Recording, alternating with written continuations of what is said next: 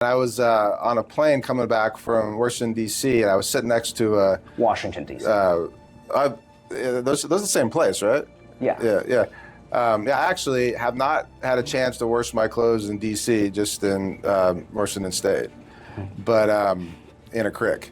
But so I was coming back from D.C. I was sitting next to this retired Air Force colonel on a plane who works in D.C. in various capacities, and she was telling me a lot about the legislative process and her firsthand advisement of government relations between the armed services and the people that need the information. And I was really intrigued because I was a political science major. Like, I studied this stuff. I never really heard a firsthand account about how a bill becomes a law, and I always thought of it kind of as it's like you don't want to watch sausage being made, right? And I don't think it was because I didn't want to watch sausage being made. I just never really heard a good story about how it happens.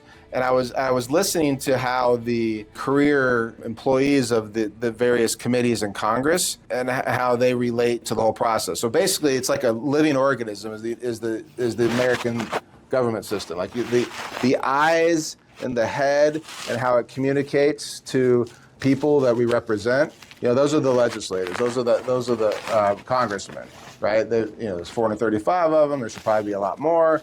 It shouldn't look like Star Wars, right? It shouldn't look like that with that many people. That sounds a little.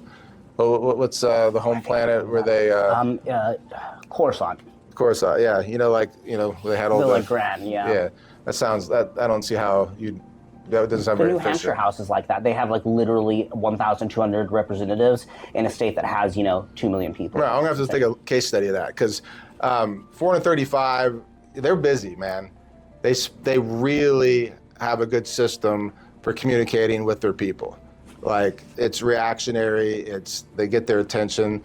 Republicans, Democrats alike. You hear great stories about their employee or their client relationships, right?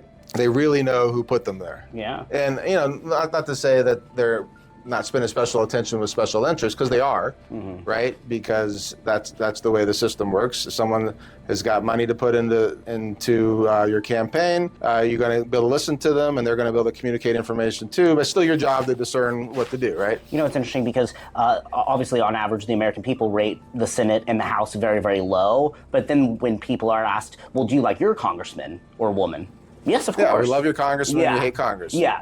Yeah, same thing about lawyers is like people complain about the profession and then they speak accolades of a credible lawyer that helped them. And that's because there's a perception of injustice in the system as a whole because, what's that old saying about you can know the purpose of a system by its results, right? So like the military-industrial complex, it's not a system of peace, or it would produce peace. You'd see it popping out peace at the other end of a barrel, right? You'd see, maybe you could argue that with the purpose of the Cold War was peace, because it produced peace. But you could also say the purpose of the military-industrial complex or the Department of Defense is not peace, it's war, because war has been the consistent result over my lifetime, really since our entanglements in the Middle East.